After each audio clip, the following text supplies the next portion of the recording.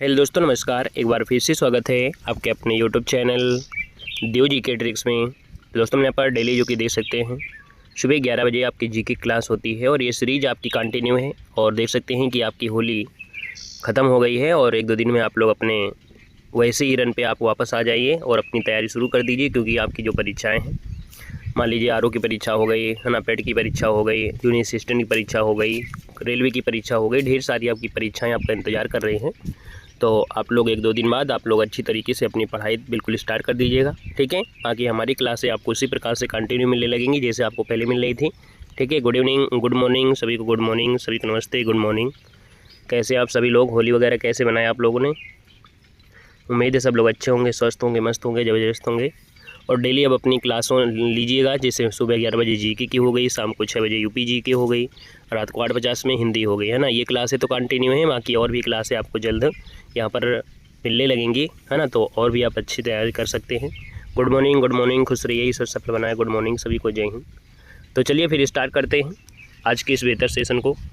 यहाँ पर आपसे कह रहा है, पहला क्वेश्चन कह रहा है, निम्न में से कौन सा मूल अधिकार केवल भारतीय नागरिकों को प्राप्त है? चलिए पहले का ऑप्शन दे रहा है और आपसे कह रहा है कि निम्न में से कौन सा मूल अधिकार है जो केवल भारतीय नागरिकों को प्राप्त है। यहाँ पर देखिए जवाब भी काफी लोगों ने दिया है। और फर्स्ट की अगर बात करते हैं तो आपका जो आंसर बनेगा, यहाँ पर आप कहेंगे सर यहाँ पर उपयुक्त में से सभी, अर्थात जो आपका अनुच्छेद 15 है, अनुच्छेद 16 है और अनुच्छेद 19 जो आपकी स्वतंत्रताएं हैं, ये आपके भारतीय। ऑप्शन नंबर आपका डी जिसका आ गया है बिल्कुल राइट हो जाएगा। अगले क्वेश्चन को आते हैं। क्वेश्चन नंबर आपका दूसरा दिया है, निम्न कथन पर यहाँ पर आपको विचार करना है। सर एक संविधान संशोधन की क्लास करा देंगे, परेशान मत होइएगा, वो भी करा देंगे, क्योंकि यार निम्न कथन पर विचार करना है। और यहाँ पर अगर बात करते हैं तो आप कहेंगे सर यहाँ पर दिया गया है राज्यसभा के सदस्यों का कार्यकाल, है ना, आपसे दिया गया है 4 वर्ष का होता है। राज्यसभा के सदस्य के लिए कम से कम 35 वर्ष आयु होना आवश्यक है। राज्यसभा स्थायी सदन है, लेकिन इसके 1/4 सदस्य प्रति दूसरे वर्ष आपके पद मुक्त हो जाते हैं। यहाँ पर कह रहा है गलत कथन आपका कौन सा है, तो यहाँ पर 1/4 दिया है जबकि 1/3 होता है। इसका मतलब है कि यहाँ पर जो गलती हो आपकी सब है, अर्थात उपयुक्त में से डी नंबर, इनमें से सभी गलत दिए गए हैं, है ना। तो ऑप्शन जिसका आ गया है यहाँ पर आंसर आपका डी हो जाएगा। हाँ भाई, क्लास तो लाइव ही होती है। आइएगा क्वेश्चन नंबर आपके 3 में कि धन विधेयक को राज्यसभा अधिकतम कितने दिनों तक रोक सकती है। जो धन विधेयक होता है आर्टिकल नंबर 110 के माध्यम से, तो आपकी राज्यसभा अधिकतम कितने दिनों तक रोक सकता है। तो हमने कहा था धन की अगर बात कर रहा है ना, तो याद रखिए राज्यसभा जो आपकी होती है वो अधिकतम देखा जाए 14 दिन यहाँ पर रोक सकती है। बाकी अगर राज्यसभा कुछ करना चाहे तो नहीं कर सकती है, वो क्या करेगा, ऑटोमेटिक 14 दिनों बाद ये पारित हो जाएगा। तो आप कहेंगे आंसर नंबर आपका ए यहाँ पर राइट हो जाएगा। नेक्स्ट क्वेश्चन दिया गया है 4 नंबर है कि कोई व्यक्ति उच्च न्यायालय का न्यायाधीश नियुक्त होने का पात्र होगा जब हुआ, मतलब अगर वो हाईकोर्ट का न्यायाधीश नियुक्त होना चाहता है, बनना चाहता है, तो उसके अंदर कोई आपकी योग्यता होंगी, एलिजिबिलिटी होंगी। तो पहले ऑप्शन देखते हैं कि भारत राज्य क्षेत्र में कम से कम 10 वर्षों तक न्यायिक पद पर धारण किया हो, या लगातार 10 वर्ष तक उच्च न्यायालय या न्यायालयों में अधिवक्ता रहा हो, है ना, मतलब 10 वर्ष आपका न्यायाधीश रहा हो या 10 वर्ष तक आपका वो वकील की तरह से कार्य किया हो। दिया है उसकी आयु कम से कम 35 वर्ष है। याद रखिए न्यायाधीशों के लिए कोई उम्र सीमा आपकी नहीं रखी गई है, उनकी योग्यता ही उनकी सीमा है। तो आप कहेंगे सर यहाँ पर देखा जाए तो पहला फर्स्ट यहाँ पर जिसका ऑप्शन आ गया है राइट हो जाएगा, केवल और केवल फर्स्ट इसका आंसर है, राइट हो जाएगा, फर्स्ट हो जाएगा। कह रहे कौन सा कथन सही दिया गया है, तो क्या दूसरा आपका सही है, नहीं सही है ना, तो ऑप्शन क्या बनेगा, ऑप्शन आपका ए बनेगा। आएगा नेक्स्ट क्वेश्चन में आपसे कह रहा है कि वित्तीय आपातकाल उद्घोषणा का अनुमोदन करने वाले संकल्प सदन के दोनों सदनों द्वारा कितने माह के भीतर होना चाहिए। मतलब अगर वित्तीय आपातकाल होता है आर्टिकल नंबर 360 के माध्यम से होता है वित्तीय आपातकाल, तो इसकी अगर उद्घोषणा का अनुमोदन है और करने वाली जो संकल्प सदन है उसके दोनों सदनों द्वारा कितने माह के भीतर होना चाहिए। 5 को अगर बात करते हैं तो 2 माह यहाँ पर जो आंसर आ गया है वो आपका राइट हो जाएगा, 2 माह इसका आंसर है, राइट हो जाएगा, याद रखिएगा। आएगा नेक्स्ट क्वेश्चन के साथ। नेक्स्ट क्वेश्चन आपसे दिया गया है और यहाँ पर दिया है भारत में पहली बार केंद्र सरकार के विरुद्ध, क्या दिया गया है, भारत में पहली बार केंद्र सरकार के विरुद्ध लोकसभा में अविश्वास प्रस्ताव कब लाया गया था। यहाँ पर जवाब देना है, आपका जो आंसर बनेगा इनमें से राइट क्या हो जाएगा, यहाँ पर बताना है। भारत में पहली बार केंद्र सरकार के विरुद्ध लोकसभा में जो अविश्वास प्रस्ताव लाया गया था, ये कब लाया गया था। चलिए 6 नंबर आपका दिया है और 6 की बात करते हैं तो 1963 में, कब, 1963 है, यहाँ पर आंसर आपका भी हो जाएगा 1963 में। दोस्तों जेवी कृपलानी ने विनाशकारी जो भारत चीन युद्ध हुआ था उसके बाद ही 1963 में जवाहरलाल नेहरू की सरकार के खिलाफ लोकसभा में पहला विश्वास प्रस्ताव पेश किया गया था, है ना। तो यहाँ पर जो आपका आंसर है वो आपका हो जाएगा बी नंबर, इसका राइट हो जाएगा दोस्तों, याद रखिएगा।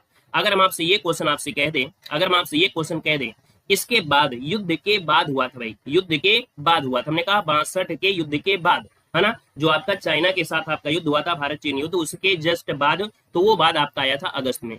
हमने कहा यहाँ पर एक शब्द होता है कि अगर हम आपसे बोले कि सर 2023, है ना, अगस्त 2023 तक अगर बोले कि कितने अविश्वास प्रस्ताव पेश किया जा चुके हैं, तो याद रखिएगा 31 बार, है ना, कितने, 31 बार अविश्वास प्रस्ताव 2023 के अपडेट के अनुसार 31 बार अविश्वास प्रस्ताव पेश किया जा चुका है, ये याद रखिएगा।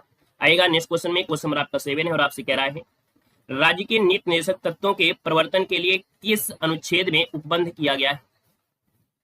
7 की अगर बात करते हैं तो आप कहेंगे सर राज्य के नीति निर्देशक तत्वों के प्रवर्तन के लिए, है ना, जो आपके राज्य के नीति निर्देशक के प्रवर्तन के लिए किस अनुच्छेद में उपबंध किया गया है, आपसे कह रहा है। तो आप कहेंगे सर यहाँ पर 37 है, 38 है, 39 है, इनमें से कोई नहीं है।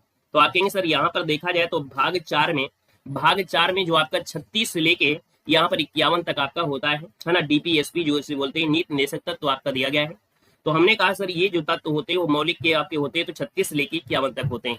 क्या ऐसा ऑप्शन आपको दिख रहा है यहाँ पर, क्या ऐसा ऑप्शन आपको दिख रहा है कि हम ऐसे ऑप्शन के यहाँ पर कर सकते हैं। तो आपकी 36 से लेके 51 है, तो देखा जाए तो आपका यहाँ पर 37 भी आ रहा है, 39 आ रहा है, 38 भी आ रहा है।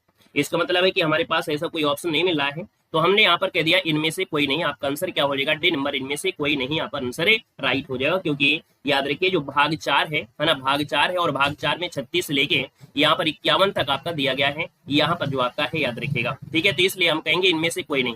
अगर स्पेशल यहाँ पर अगर बोल देते, है ना, स्पेशल दिया जाता कि राज्य के निदेशक तत्वों के प्रवर्तन, है ना, प्रवर्तन के लिए किस अनुच्छेद में उपबंध किया गया है, तो प्रवर्तन का अगर हम मतलब कर दे तो आपका आर्टिकल नंबर 37 क्या होता है, चलिए बताइएगा।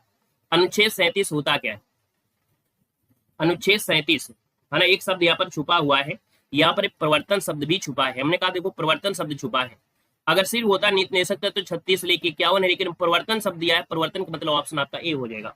बिल्कुल सही है कि मतलब ये जो अनुच्छेद 37 है, तो 37 का मतलब है कि राज्य के जो नीति निर्देशक हैं सिद्धांत को देश की किसी भी अदालत द्वारा लागू नहीं किया सकता है, इसका मतलब ये हो गया, समझ रहे हैं। हमने कहा कि अगर ये पूछता है नीति निर्देशक तो इसका मतलब डी होगा, लेकिन यहाँ पर प्रवर्तन शब्द है जो कि आपने भी ध्यान दिया और हमने बात भी ध्यान दिया। प्रवर्तन मतलब होता है लागू करना एक प्रकार से।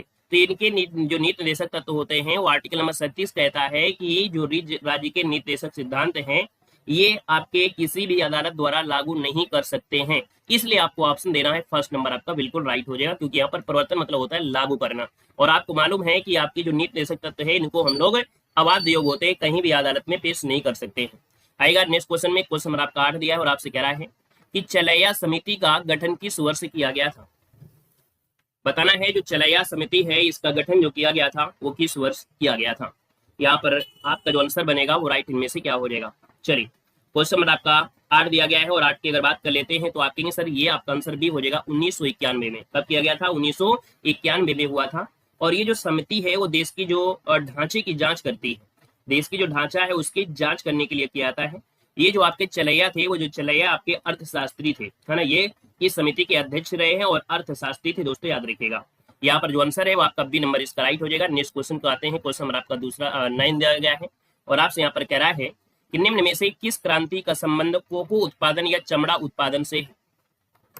बताना है कोको उत्पादन या चमड़ा उत्पादन से संबंधित है। और यहाँ पर देखा जाए 9 नंबर में तो 9 का ऑप्शन बनेगा यहाँ पर कौन सा है, तो आप कहेंगे सर ये भूरी क्रांति हो जाएगी क्या, बिल्कुल सही है। याद रखिए चमड़ा उत्पादन और जो कोको उत्पादन का संबंध है ये आपकी भूरी क्रांति आपका हो जाएगा। इसका मकसद होता कि पर्यावरण के अनुकूल जो कॉफी विकसित मतलब काफी विकसित करके विदेशी मांग को पूरा किया जाए।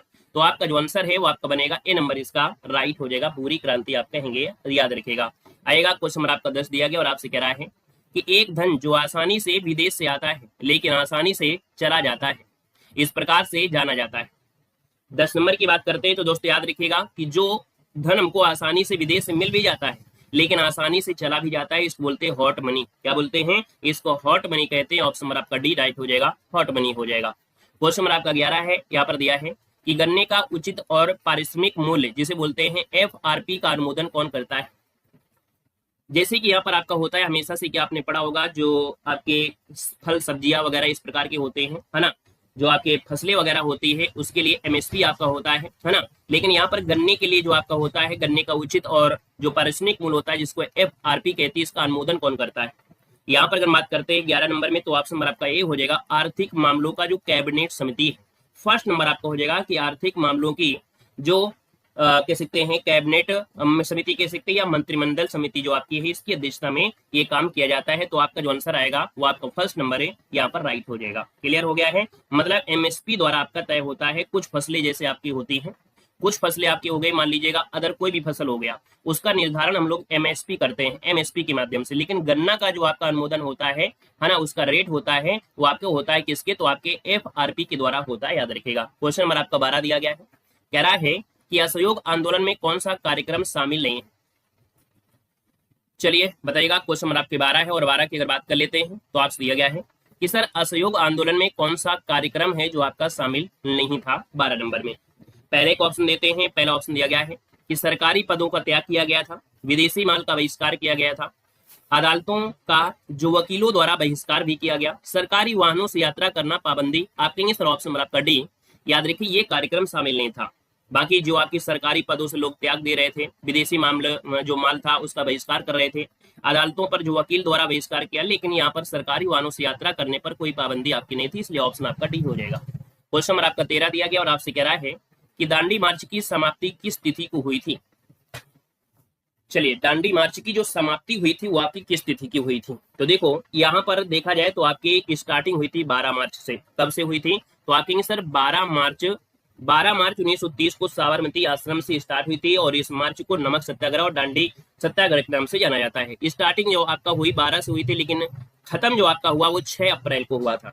तो आप कहेंगे 6 अप्रैल 1930 को, याद रखिए, जो आपका दांडी मार्च है वो क्या हुआ? यहाँ पर समाप्ति हुई। इसका मतलब है कि लगभग 24 दिनों तक ये चला था। कितने? तो आप कहेंगे लगभग 24 दिनों तक ये चला था। दोस्तों याद रखिए, गांधी जी जो आपके थे वो 78 अनुयायियों के साथ, कितने? 78 अनुयायियों के साथ यहाँ पर हिस्सा लिया था। लगभग 387 किलोमीटर, या हम इसको मील में बोले तो 240 मील लगभग यहाँ पर दूरी तय किया था, है ना। तो इस प्रकार से जो ऑप्शन आ गया है वो आपका सी राइट हो जाएगा। आइएगा, क्वेश्चन नंबर आपका दिया गया है 14 नंबर है और आपसे कह रहा है गांधी जी के जीवन काल में घटी निम्न घटनाओं का कालक्रम सही नहीं है। गांधी जी का वीडियो आपने नहीं देखा है तो आप लोग गांधी जी का वीडियो देख लीजिएगा, प्लेलिस्ट में आपको मिल जाएगा, है ना। और बहुत ही बेहतर आपका है, आप 50 वीडियो देख लीजिएगा, लेकिन गांधी जी वाला हमारा वीडियो देख लेंगे तो आपको कोई समस्या नहीं आएगी। यहाँ पर देखो, गांधी जी के जीवन काल में से चौरी चौरा की जो घटना है 14 नंबर में आपसे कह रहा है सर 5 फरवरी 1922 है। द्वितीय गोलमेज सम्मेलन आपके 7 सितंबर 1931 है।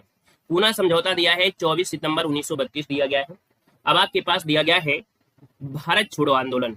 अब बताइए भारत छोड़ो आंदोलन कब शुरू हुआ था?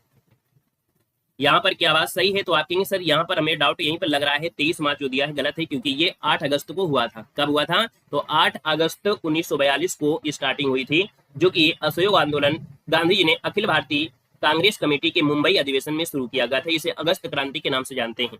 तो आपको याद होगा कि भारत छोड़ो आंदोलन को अगस्त क्रांति भी कहते हैं। तो इसका मतलब है कि ये जो स्टार्ट हुआ होगा अगस्त में। तो कितने अगस्त को? आप कहेंगे सर 8 अगस्त को ये स्टार्ट हुआ था। यहाँ तक आपको दिक्कत तो नहीं हुई होगी, अच्छी तरीके से समझ में आ गया है। अगले क्वेश्चन का आइएगा। क्वेश्चन आपसे दिया गया है और आपके सामने क्वेश्चन है और काफी अच्छा क्वेश्चन दिया गया है। कह रहा है कि आजाद हिंद फौज के साथ सुभाष चंद्र बोस ने सिंगापुर में स्वतंत्र भारत की अस्थायी सरकार का गठन कब किया था? 15 नंबर दिया है और 15 की अगर बात कर लेते हैं तो दोस्तों याद रखिएगा 21 अक्टूबर या अक्टूबर आपसे जरूर पूछेगा। आपसे 43 तो सबको पता है, 43 सबको पता है, लेकिन याद रखिएगा यहाँ पर डेट आपको मेंशन किया गया है कि कौन सी डेट आपकी है। तो 21 अक्टूबर 1943 को अस्थायी सरकार का गठन किया गया था, जो कि सुभाष चंद्र बोस। ऑप्शन नंबर आपका बी जिसका आ गया है बिल्कुल राइट हो जाएगा। और ये जो अस्थायी सरकार थी, इस सरकार को आजाद हिंद, है ना, इस सरकार को आजाद हिंद या अर्जी हुकूमत ए आजाद हिंद भी कहा गया। तो ऑप्शन नंबर आपका बी बनेगा। आएगा क्वेश्चन नंबर आपका 16 है और आपसे कह रहा है कि सती प्रथा का उन्मूलन किया गया था। सती प्रथा का जो उन्मूलन किया गया था ये कब किया गया था? यहाँ पर अगर बात करते हैं तो आप कहेंगे सर सती प्रथा का जो उन्मूलन है ये 1929 में किया गया था, लेकिन नियम 17 के तहत है। बड़ा अच्छा क्वेश्चन आपका है। याद रखिए यहाँ पर 12 है, 12 नहीं होगा, यहाँ पर नियम 17 था। आपको विनिमय जो हम लोग बोलेंगे XV77, है ना, इसके माध्यम से किया गया था। तो आप कहेंगे सर 1929 में लॉर्ड विलियम बेंटिंग के यहाँ पर द्वारा उस समय आपके गवर्नर जनरल थे, है ना। और यहाँ पर राजा राम मोहन राय का बड़ा सहयोग था। तो आप कहेंगे सर 1929 में नियम 17 के द्वारा ऑप्शन आपका बी हो जाएगा, है ना। और कितना बेस्ट क्वेश्चन, आपका हमेशा पढ़ लिया है लेकिन आपको यहाँ पर नियम दे दिया है, और नियम से अगर आपने नहीं पढ़ा होता तो भी ये क्वेश्चन आपसे गलत होना स्वाभाविक था। अब आपसे गलती नहीं होगा कि आप कहेंगे सर नियम नंबर आपका 17 के माध्यम से हुआ था। ठीक है, चलिए गुड मॉर्निंग। अगला क्वेश्चन दिया गया है और आपसे कह रहा है 17 नंबर में कि बहावियों के विद्रोह को कुचलने का श्रेय किस गवर्नर जनरल को जाता है। 17 की बात कर लेते हैं तो आप कहेंगे सर 17 नंबर जो आपका दिया गया है, तो इसमें जो ऑप्शन बी दिया गया है लॉर्ड एल्गिन प्रथम, है ना। कौन है? लॉर्ड एल्गिन प्रथम को ये श्रेय जाता है जो आपका बहावी आंदोलन था, या हम लोग इसको सल्फी आंदोलन भी कहते हैं। क्या बोलते हैं? इसको बहावी आंदोलन कहते हैं, या इसको सल्फी सेल्फी नहीं है, याद रखिए सल्फी आंदोलन भी इसको कहा जाता है। और इसको कुचलने का श्रेय लॉर्ड एल्गिन प्रथम को जाता है। ऑप्शन नंबर आपका बी यहाँ पर राइट हो जाएगा दोस्तों, याद रखिएगा। ठीक है ना, क्लियर हो गया। ऑप्शन नंबर आपका बी जिसका आ गया है बिल्कुल सही हो जाएगा। और हमने विद्रोह से संबंधित जो 1857 के विद्रोह हुए हैं, 1857 के विद्रोह के बाद के युद्ध जो आपके हैं और 1857 के पहले जितने भी आपके किसान आंदोलन हैं या इस प्रकार के विद्रोह हैं, वो हमने बिल्कुल एक वीडियो में पूरा कवर कर दिया है।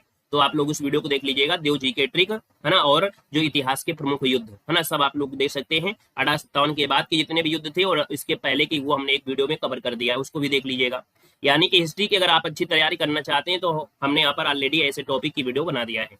क्वेश्चन नंबर आपका 18 और 18 दिया गया है, त्रिपक्षीय संघर्ष में कौन सा राजवंश शामिल नहीं था।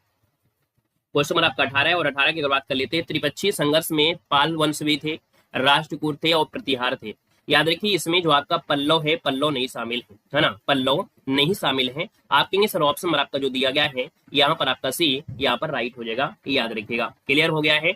चलिए अगला क्वेश्चन दिया गया है 19 नंबर है, और 19 की बात करते हैं तो आप कह रहे हैं यहाँ पर कि सिंधु घाटी सभ्यता के अंतर्गत शवों को दफनाने के जो अवशेष मिले हैं, इसमें शवों के सिर किस दिशा में रखे मिले। जो सिंधु घाटी सभ्यता में जो शव थे, है ना, उनको दफनाया गया है, और ये जो दफनाया गया है वो किस दिशा की ओर दफनाया गया, इनके जो सिर हैं वो किस दिशा में रखे गए हैं, ये आपसे कह रहा है। तो आप कहेंगे सर यहाँ पर आंसर नंबर आपका हो जाएगा फर्स्ट नंबर आपके उत्तर दिशा में है। क्या है? तो आप कहेंगे सर यहाँ पर इनके जो सिर हैं किस दिशा में रखे मिले हैं, तो उत्तर दिशा में रखे मिले हैं। ऑप्शन नंबर आपका फर्स्ट राइट हो जाएगा, ए नंबर हो जाएगा। ठीक है ना। नमस्कार भाई, नमस्कार। नेक्स्ट क्वेश्चन दिया गया है, क्वेश्चन नंबर आपका 20 और आपसे कह रहा है कि किस बौद्ध संगीति में बौद्ध धर्म का 2 संप्रदायों में विभाजन हो गया।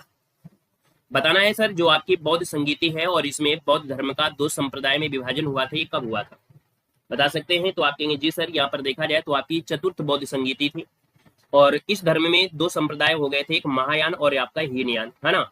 और ये कहाँ पर हुई थी चतुर्थ बौद्ध संगीति? तो आपकी कुंडल वन में हुई थी। कहाँ पर? आपकी कुंडल वन में आयोजित की गई थी, और वासुमित्र इसके अध्यक्ष थे, याद रखिएगा। क्लियर हो गया है। आएगा नेक्स्ट क्वेश्चन के साथ। नेक्स्ट क्वेश्चन आपके 21 है और आपसे कह रहा है कि महावीर स्वामी को किस नदी के तट पर कैवल्य की प्राप्ति हुई थी। चलिए बताइएगा, महावीर स्वामी को किस नदी के तट पर कैवल्य की प्राप्ति हुई। कैवल्य मतलब होता है ज्ञान, है ना, कैवल्य मतलब होता है ज्ञान, और इनको ज्ञान की प्राप्ति हुई थी रिजपालका नदी के तट पर, और ये नदी बिहार में पड़ती है ना। कहाँ पड़ती है? तो आपकी बिहार में पड़ती है, ये जो आपकी रिजपालिका नदी है। आपका राइट आंसर हो जाएगा यहाँ पर सी नंबर जिसका आ गया है, बिल्कुल राइट हो जाएगा। कितना समय लगा था? 12 वर्ष का कठोर परिश्रम इन्होंने किया था। कितने वर्ष? 12 वर्ष का कठोर परिश्रम करने के बाद इनको मिला था, और ये जैन धर्म के 24वें तीर्थकर थे, याद रखिएगा। ठीक है ना। इनका जन्म राजा सिद्धार्थ और रानी त्रिशला के घर में हुआ था, कुंडलग्राम के पास, वैशाली के पास कुंडलग्राम माना जाता है। आएगा नेक्स्ट क्वेश्चन नंबर आपसे दिया गया है 22 नंबर, और आपसे कह रहा है कि आजीवक संप्रदाय के संस्थापक निम्नलिखित में से कौन है। आजीवक संप्रदाय के जो संस्थापक है वो आपके इनमें से कौन है। 22 का ऑप्शन देना है। और 22 की अगर बात कर लेते हैं तो आप कहेंगे सर यहाँ पर देखा जाए ये मक्खिल पुत्र जो आपका है, मक्खिल पुत्र, है ना। याद रखिए आजीवक या मतलब इसे आजीविक या आजीवक दोनों कहा सकता है। और दुनिया की जो प्राचीन दर्शन परंपरा है उसमें यहाँ पर भारत में इसका विकसित हुआ है। नक्सलवादी जो भौतिकवादी पर ये संप्रदाय संबंधित है। तो आपकी मक्खिल पुत्र ऑप्शन नंबर आपका सी यहाँ पर राइट हो जाएगा। क्वेश्चन नंबर आपका 23 है और आपसे कह रहा है कि किस मुगल शासक के शासनकाल को स्थापत्य कला का स्वर्णिम काल कहा गया है। 23 नंबर की बात कर लेते हैं तो याद रखिएगा कि किस शासन के शासनकाल को स्थापत्य कला का स्वर्णिम है। तो आपका ये है शाहजहां, बिल्कुल सही है। मुगल सम्राट शाहजहां के शासनकाल को मुगल स्थापत्य कला का स्वर्ण युग कहा गया है। इनका समय स्टार्ट होता है 1628 से। कब से? तो 1628 से स्टार्ट होता है, और ये 1658 तक इन्होंने शासन किया था। और जो भव्य इमारतें बनी हैं जैसे कि आपके ताजमहल हो गया, लाल किला हो गया, जामा मस्जिद हो गया, मोती मस्जिद हो गया, शीश महल, इन्हीं की देन है ना। तो शाहजहां के शासनकाल को स्वर्ण युग कहने के कारण ये ढेर सारी आपकी चीजें यहाँ पर हो जाती हैं। आएगा नेक्स्ट क्वेश्चन के साथ। क्वेश्चन नंबर आपका 24 है और आपसे कह रहा है कि मुगल काल में मुहतसिब कौन था। मुगल काल हमने आपको पढ़ाया है ना, मुगल काल का भी वीडियो आपको पढ़ा है, संपूर्ण आपको अच्छी तरीके से दिया गया है, उसमें ढेर सारे क्वेश्चन भी आपकी थ्योरी भी है। तो वहां पर हमने आपको बताया था ये मुहतसिब जो आपका होता है ये आपका है क्या। तो दोस्तों ये क्या है, एक आचरण अधिकारी हुआ करता था। क्या हुआ करता था, ये आचरण अधिकारी हुआ करता था। यहाँ पर जो आंसर है यहाँ पर डी इसका राइट हो जाएगा, नोट कर लीजिएगा। क्वेश्चन नंबर आपका दिया है 25 और आपसे कह रहा है दीवान ए अर्ज किस विभाग से संबंधित था। दीवान ए अर्ज जो आपका है ये जो संबंधित है वो आपके दिल्ली सल्तनत के सैन्य विभाग से जुड़ा है और गयासुद्दीन बलबन के समय यहाँ पर इसका प्रबंध किया गया था। यहाँ पर जो आपका आंसर है 25 नंबर में ऑप्शन सी हो जाएगा, सैन्य विभाग से संबंधित है। क्या है, सैन्य विभाग से संबंधित है। यहाँ पर इसका जो सेना का जो प्रधान हुआ करता था उसको रक्षा मंत्री कहते थे। ऑप्शन नंबर आपका सी हो जाएगा। क्वेश्चन नंबर आपका 26 है और आपसे कह रहा है कि बसावन व दसवंत किस शासक के दरबारी चित्रकार थे। सेम टू सेम क्वेश्चन आपके पढ़ाए गए हैं ना, आपके जो हमने थ्योरी पढ़ाया है और आपकी ऑब्जेक्टिव क्वेश्चन ढेर सारे कराया है मुगल साम्राज्य में। यहाँ पर कहेंगे सर बसावन और दसवंत जो आपको मिलेंगे किस शासक के दरबारी थे, तो आप कहेंगे सर इसको ऑप्शन बी हो जाएगा, अकबर के दरबार के आपके थे, अकबर की सेवा किया है ना, अकबर दरबार की सेवा में मुगल कालीन ये चित्रकार थे। ऑप्शन नंबर आपका बी राइट हो जाएगा। चलिए क्वेश्चन नंबर आपका 27 है। गुड मॉर्निंग, नमस्कार, गुड मॉर्निंग। निम्नलिखित में से कौन सा सुमेलित नहीं। 27 नंबर है और 27 की बात कर लेते हैं तो आप कहेंगे सर कौन सा सुमेलित नहीं है। 27 नंबर आपसे कह रहा है, पहले को आपको देना है कि सर यहाँ पर नरौरा जो आपका है ताप विद्युत ग्रह आपके उत्तर प्रदेश में। अगर हम आपसे बात करें कुडन कुलम जो परियोजना है ये कहां पर है, क्या ये कर्नाटक में है, क्या ये कर्नाटक में है, नहीं ये कर्नाटक में नहीं है, तमिलनाडु में है। कहां पर है, तो ये जो आपकी ताप विद्युत ग्रह है ये आपके तमिलनाडु में है, याद रखिएगा तमिलनाडु में। तो आपका ऑप्शन बी गलत हो जाएगा। काकरापार आपके गुजरात में है, तारापुर कहां पर है, आपके महाराष्ट्र में है। आइएगा क्वेश्चन नंबर आपके 28 में और 28 नंबर आपसे कह रहा है कि 38वीं समानांतर रेखा किन देशों के मध्य आपकी स्थित। यहाँ पर 28 नंबर है और 28 की बात कर लेते हैं तो आपकी जो 38वीं समांतर रेखा है वो आपकी उत्तर कोरिया और दक्षिण कोरिया के बीच है। यहाँ पर आंसर आपका फर्स्ट है राइट हो जाएगा, उत्तर कोरिया दक्षिण कोरिया के मध्य ये सीमा है। अगला क्वेश्चन आपका दिया गया है 29 नंबर है और आपसे कह रहा है निम्न में से कौन सा एक अच्छे ईंधन का गुण नहीं है। एक अच्छे ईंधन का जो गुण नहीं है वो कौन सा नहीं है, आपसे नहीं पूछ लिया है, गलती न करिएगा। कह रहे हैं ईंधन का ऊष्मीयमान उच्च होना चाहिए, जलने पर ज्यादा से ज्यादा अवशिष्ट व हानिकारक गैसों को उत्सर्जन होना चाहिए। क्या बात सही है क्या भाई एक ऐसा ईंधन होना चाहिए जिसमें से ज्यादा राख ना निकले, है ना गैसें निकले। तो आप कहेंगे सर ये ऑप्शन बी गलत हो जाएगा। बाकी अच्छा ईंधन वो होता है जिसका ऊष्मीयमान अच्छा होता है, प्रज्वलन ताप ना तो कम ही हो ना ही तो कम ना ही ज्यादा होना चाहिए, और इनमें सभी। तो आप कहेंगे सर यहाँ पर बी नंबर आपका ये गलत है पूरी तरीके से। क्लियर है। यहाँ पर अगला क्वेश्चन दिया गया है और आपसे कह रहा है 30 नंबर, रिवीजन नहीं है इसलिए आपको रिवीजन करना है ना। यहाँ पर आपका रिवीजन नहीं है इसलिए आपको ये है कि हर चीज आपको पता चलता रहेगा और आपको ये भी पता चलता रहेगा कि नहीं हमारा कौन सा टॉपिक या कैसे क्वेश्चन आपके गलत हो रहे हैं, तो उसको बेसिक से भी पढ़ सकते हैं। क्वेश्चन नंबर आपका 30 और आपसे कह रहा है विटामिन B7। विटामिन B7 की कमी से याद रखिए बालों का झड़ना, है ना, जैसे आपका विटामिन सी भी होता है उसी प्रकार विटामिन B7 होता है, याद रखिए बालों का झड़ना। विटामिन B12 जो आपका होता है ये होता है प्रणासी अरक्तता होना, यहाँ पर इसका हो जाएगा फर्स्ट। विटामिन ई जो आपका होता है इससे बांझपन उत्पन्न होता है, और विटामिन के जो होता है वो आपका रक्त की थक्का से होता है। मान लो अगर ये क्वेश्चन आपको ना आता तो 2-3 तो आपको पता था कि सर विटामिन ई मतलब होता है बांझपन उत्पन्न होना, है ना, और विटामिन के जो होता है वो रक्त की थक्का जमने से आपका होता है। तो इसलिए आप 2 मिलान कर लेंगे, बचा हुआ 2 तो आप कर सकते थे, तो इसलिए आपका ऑप्शन फर्स्ट यहाँ पर राइट हो जाएगा। अगले क्वेश्चन कराते हैं। क्वेश्चन दिया गया है, कह रहा है सर तारों के मध्य दूरी ज्ञात करने की इकाई क्या होती है। यहाँ पर 31 नंबर है और आप कहेंगे सर तारों के मध्य दूरी ज्ञात करने की जो इकाई होती है उसे हम लोग कहते क्या है। तारों के बीच की दूरी मापने के लिए हम लोग प्रकाश वर्ष या पार्शिक, है ना, प्रकाश वर्ष या पार्शिक का प्रयोग करते हैं। तो आप कहेंगे सर यहाँ पर जो आपका आंसर 31 नंबर में वो ऑप्शन इनमें से क्या किया जा सकता है, तो आप कहेंगे सर यहाँ पर आंसर आपका डी जिसका भी आ रहा है 31 नंबर में जो ऑप्शन जिसका भी डी आ रहा है बिल्कुल जवाब इनमें से क्या हो जाएगा, यहाँ पर राइट हो जाएगा, याद रखिएगा। ठीक है, और ये बताइएगा कि सर जो एक प्रकाश वर्ष बराबर होता है वो कितना होता है, कितना होता है बता सकते हैं।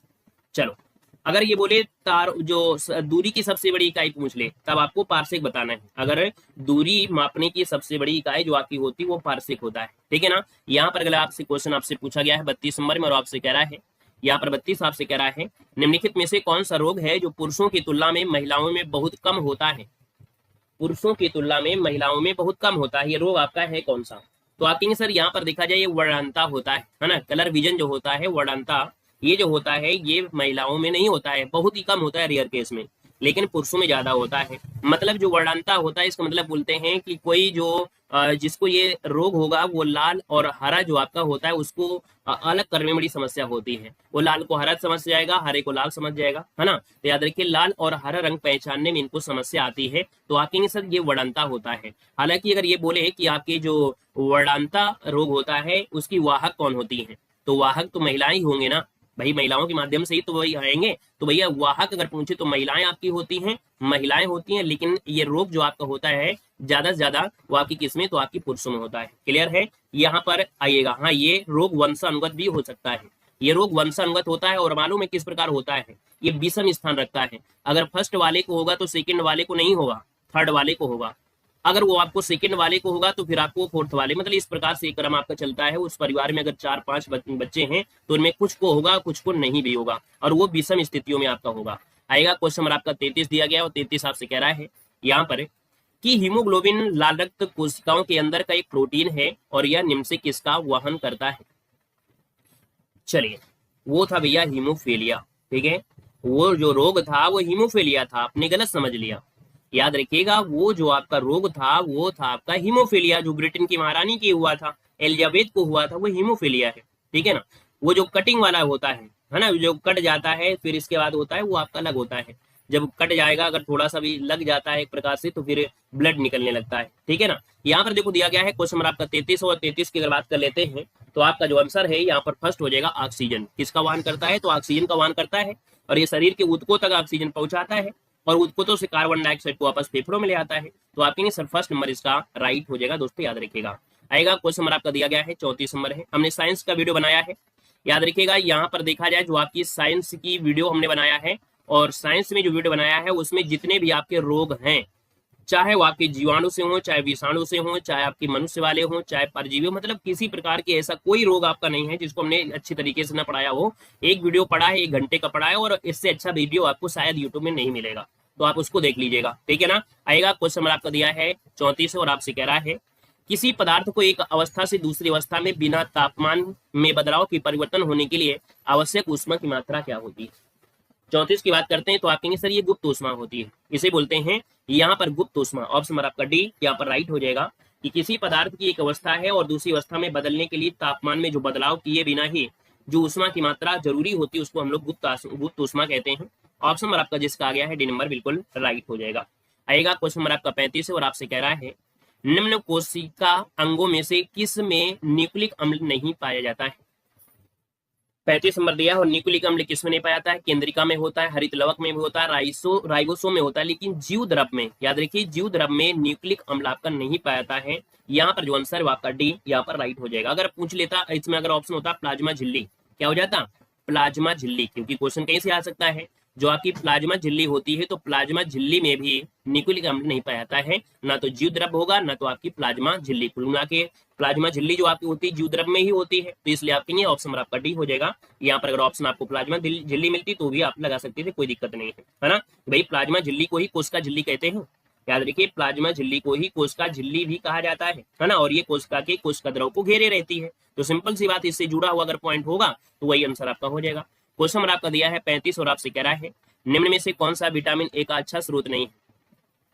36 नंबर दिया है और 36 की बात कर लेते हैं तो आप कहेंगे सर मछली का तेल इसमें विटामिन ए होता है, पालक में भी होता है, आम में भी होता है, जंतुओं के यकृत और गुर्दे दिया गया है। कह रहा है ए का अच्छा स्रोत नहीं है, तो जंतुओं के यकृत और गुर्दे से आपको विटामिन ए नहीं मिलेगा, है ना। तो यहाँ पर जो आंसर है 36 नंबर में वो ऑप्शन सी इसका राइट हो जाएगा। बाकी जो लोग शाकाहारी हैं, शाकाहारी को विटामिन ए के लिए सबसे अच्छा जो स्रोत आपका होगा उसमें से देखा जाए तो आपकी मछली है, आम मछली तो नहीं कहेंगे, आम हो गया, पपीता हो गया, गाजर हो गया, जिसमें गाजर आपका सबसे बेस्ट माना जाता है ना। आएगा क्वेश्चन नंबर आपका जो दिया गया है वो आपसे कह रहा है सूची फर्स्ट को सूची सेकंड से यहाँ पर मिलान करना है। सूची फर्स्ट को सूची सेकंड से मिलान करना है, और आपके सामने इस प्रकार से यहाँ पर दिया गया है, और आपके सामने आपसे कह क्या रहा है, यहाँ पर दिया गया है 37 नंबर में, और 37 में से आपसे कह रहा है कि सर प्रतिरोध का जो यूनिट होती है वो आपकी क्या होती है, तो आपकी सर प्रतिरोध की होती है ओम। क्या हो जाएंगे, हम लोग ओम को लगाएंगे। और इसके बाद विद्युत धारा एम्पियर आपका होता है, इसको मापने के लिए एम्पियर होता है। बल की बात कर लेते हैं तो बल आपका न्यूटन हो जाता है, और यहाँ पर पावर का जो होता है वो आपका वाट होता है। तो आप कहेंगे सर यहाँ पर जो आंसर है वो आपका बी यहाँ पर राइट हो जाएगा दोस्तों, याद रखिएगा। यहाँ पर अगला क्वेश्चन दिया गया है और आपसे कह रहा है कि सर धातुओं में सबसे कम घनत्व वाला तत्व इनमें से कौन सा है। धातुओं में सबसे कम घनत्व वाला जो तत्व है वो आपका कौन सा है। यहाँ पर देखा जाए तो आपके सर ये लिथियम है। लिथियम का घनत्व सबसे कम होता है, जो कि कमरे के तापमान पर ठोस होता है। याद रखिएगा, कमरे के तापमान पर ये ठोस भी होता है। इसका जो आंसर है यहाँ पर आपका बी राइट हो जाएगा, याद रखिएगा। आएगा क्वेश्चन नंबर आपका दिया गया है और आपके सामने है प्राकृतिक रबर के बारे में कौन सा कथन आपका सही दिया गया है। तो प्राकृतिक रबर है और यहाँ पर देखा जाए 39 नंबर में पहले ऑप्शन को देखते हैं। पहला ऑप्शन आपसे कह रहा है यह प्राकृतिक बहुलक है और इसमें लोचक गुण होते हैं। क्या कह रहा है, जो प्राकृतिक रबर है इसके बारे में कौन सा कथन सही है।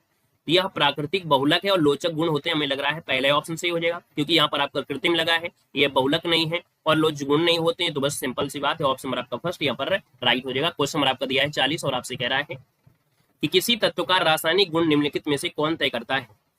किसी तत्व का जो रासायनिक गुण होता है वो जो तय करता है वो इलेक्ट्रॉनों की संख्या। क्या उसमें जो आपके इलेक्ट्रॉन होते हैं, यानी जो बाहरी कोश में मौजूद इलेक्ट्रॉन होते हैं, जब हम लोग इलेक्ट्रॉनिक विन्यास करते हैं तो उसके आसपास जो आपके होते हैं, तो उनमें से हम लोग कहेंगे जो बाहरी आपकी संख्या होती है उसके विन्यास पर निर्भर करता है।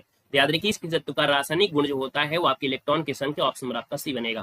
क्वेश्चन नंबर आपका 41 और आपसे कह रहा है कि देवप्रयाग की नदियों के संगम पर आपका स्थित है। आपको 5 नदियां बताई गई होंगी कि सर जो आपकी अलकनंदा आती है, अलकनंदा में है ना, अलकनंदा मान लीजिएगा यहाँ पर निकल रही है, तो उसके माध्यम से कई ऐसी नदियां हैं जो इसमें मिलती रहती हैं और आपके यहाँ पर आपकी बनाती रहती हैं संगम एक प्रकार से। देवप्रयाग जो आपका है अलकनंदा और भागीरथी नदियों के संगम पर आपका स्थित है। तो आपके 41 नंबर में फर्स्ट वाला जो ऑप्शन है आपका पहला ही बिल्कुल सही हो जाएगा, आगे दिक्कत आपके है नहीं है। टिहरी जो आपका है जगह है गढ़वाल जिले में, वहां पर आपको उत्तराखंड मिलेगा।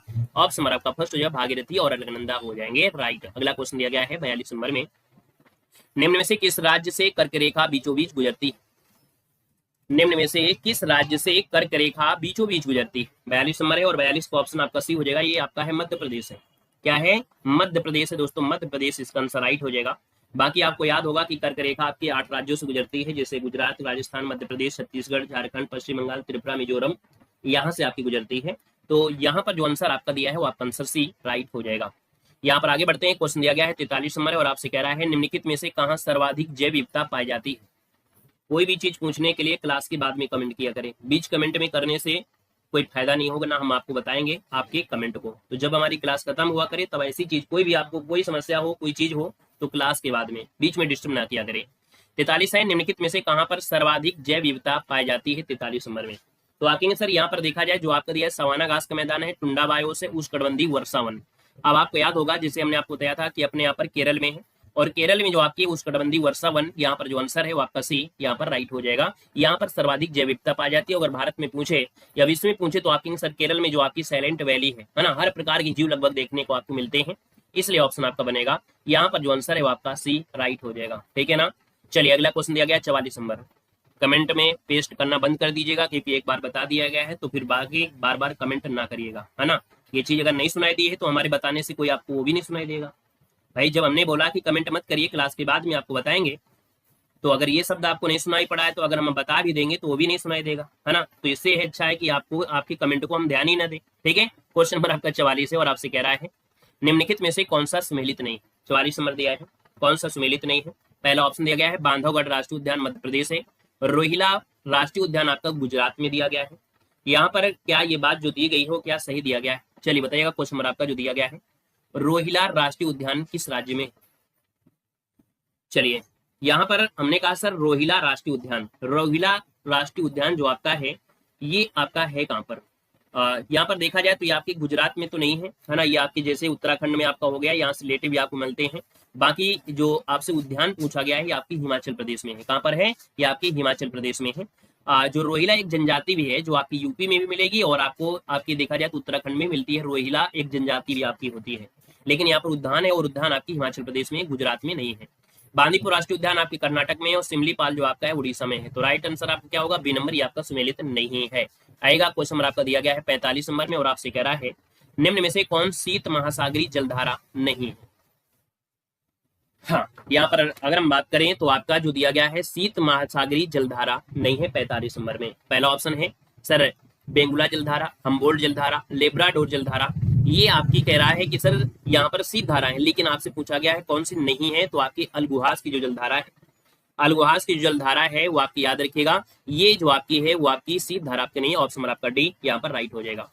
क्वेश्चन आपसे अगला पूछा गया और आपसे कह रहा है 46 नंबर में, और आपसे क्या दिया गया है, यहाँ पर दिया है निम्नलिखित में से किस नदी को दक्षिण भारत की गंगा कहा जाता है। किस नदी को दक्षिण भारत की गंगा कहा जाता है, या दक्षिण भारत की गंगा कहा जाता है। देखो यहाँ पर की शब्द आपका लगा है, हमने कहा अगर की शब्द लगा है तो की शब्द के अनुसार भी आपको बताना है। यहाँ पर जो आपका 46 नंबर है वो आप कहेंगे सर कावेरी हो जाएगा। क्या हो जाएगा, कावेरी हो जाएगा। और अगर बोले दक्षिण गंगा, क्या बोल देता, अगर बोल देता दक्षिण गंगा, दक्षिण गंगा या वृद्ध गंगा बोल देता तो हम लोग गोदावरी सही करते।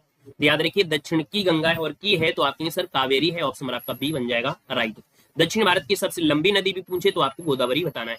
आएगा क्वेश्चन नंबर आपका दिया है 47 नंबर में, और आपसे कह रहा है यहाँ पर क्वेश्चन आपके सामने है और आपसे कह रहा है कि प्रशांत महासागर, क्या दिया गया है, आपसे कह रहा है सर प्रशांत महासागर क्षेत्र में रिंग ऑफ फायर किस लिए जाना जाता है, बताना है। यहाँ पर क्वेश्चन आपसे दिया गया है और आपसे कह रहा है कि प्रशांत महासागर क्षेत्र में रिंग ऑफ फायर किस लिए जाना जाता है। 47 नंबर है और 47 की अगर बात कर लेते हैं तो आप कहेंगे सर यहाँ पर देखा जाए तो वहां पर भूकंप आते हैं और भूकंप के कारण वहां पर ज्वालामुखी भी आपको रहते हैं। तो यहाँ पर ज्यादा से ज्यादा ज्वालामुखी आपके वहां पर जलते रहते हैं, सक्रिय रहते हैं, एक्टिव रहते हैं। इस वजह से आपको ऐसा प्रतीत होगा कि यहाँ पर आग लगी है, रिंग ऑफ फायर है ना। तो आप कहेंगे फर्स्ट और सेकंड आपका आंसर है, यहाँ पर बी राइट हो जाएगा। क्वेश्चन नंबर आपका दिया गया है 48, और 48 आपसे क्या कह रहा है, दिया गया है निम्नलिखित में से कौन सा सुमेलित नहीं है, कौन सा सुमेलित नहीं है, यहाँ पर देना है आपका 48 नंबर में। तो आपसे कह रहा है सर यहाँ पर देखो दिया गया है तकला माकान, ये आपकी चीन में पड़ता है, कहेंगे बिल्कुल सही है। थार आपके भारत में है, अटाकामा जो आपका है चिली में है। अब आपको ये बताना है गिब्सन जो आपका मरुस्थल है वो आपके कहां पर है। गिब्सन जो आपका है गिब्सन रेगिस्तान, ये ऑस्ट्रेलिया में सबसे बड़ा भी है, तो आपकी अफ्रीका में नहीं है, ये ऑस्ट्रेलिया में पाया जाता है। ऑस्ट्रेलिया में एक बड़ा रेगिस्तान है जो कि काफी हद तक लगभग प्राचीन अवस्था में आपको मिलता है, काफी बड़ा भी आपका है। तो आप कहेंगे सर गिब्सन जो आपका है वो आपके कहां पर है, तो आपके पश्चिमी ऑस्ट्रेलिया की व्यवसाय या रोजगार परिवर्तन की प्रक्रिया के दौरान जो श्रमिक होते हैं, तो श्रमिक व्यक्ति का कुछ समय के लिए बेरोजगार हो जाना, व्यक्ति का कुछ समय के लिए बेरोजगार हो जाना, ये होता है घर्षण बेरोजगार में। तो यहाँ पर आंसर आपका सी राइट हो जाएगा। 49 का ऑप्शन आपका सी हो जाएगा। क्वेश्चन नंबर आपका दिया गया है 50, और आपसे कह रहा है कि न्यूनतम समर्थन मूल्य अर्थात एमएसपी के बारे में निम्नलिखित स्थानों पर यहाँ पर विचार करना है। 50 नंबर दिया और 50 की बात कर लेते हैं। तो आप कहेंगे सर यहाँ पर दिया गया है कि न्यूनतम समर्थन मूल्य आर्थिक मामलों की मंत्रिमंडलीय समिति द्वारा प्रस्तावित की जाती है। क्या है, प्रस्तावित की जाती है, क्या है यहाँ पर प्रस्तावित की जाती है। फिर दिया गया है दूसरा पॉइंट कि सर न्यूनतम समर्थन मूल्य कृषि लागत और मूल्य आयोग द्वारा अनुमोदित की जाती है। दोनों ही बात सही है, दोनों ही बात सही है, फर्स्ट और सेकंड सही है, क्योंकि यहाँ पर प्रस्तावित दिया है और यहाँ पर जो आपके एमएसपी होता है कृषि लागत और मूल्य आयोग उसके द्वारा अनुमोदित कर दी जाती है फाइनल रूप में। तो आप कहेंगे सर दोनों ही पॉइंट आपके यहाँ पर सही दिए गए थे, आपका आंसर सी यहाँ पर राइट हो जाएगा। तो इस प्रकार से यहाँ पर देख सकते हैं कि आपकी ये जो जीके की क्लास रही है, क्वेश्चन का लेवल कैसा रहा एक बार आप लोग ही बताइएगा। हमने कहा है कि आप लोग ही बताइएगा कि कैसा आपको लेवल लगा, पढ़ने में पसंद आ रहा है तो आप लोग बताते चलिएगा ताकि दिक्कत आपको भी ना हो और मेरे भी ना हो। और डेली आपको जुड़ना है 11 बजे, 11 बजे हम आपको जीके क्लास दे रहे हैं और यहाँ पर जीके आपको बेहतर तरीके से आपकी चलिए धन्यवाद सभी को, जय हिंद, वंदे मातरम। टाइम से आया करिए, सुबह 11 बजे हमारी क्लास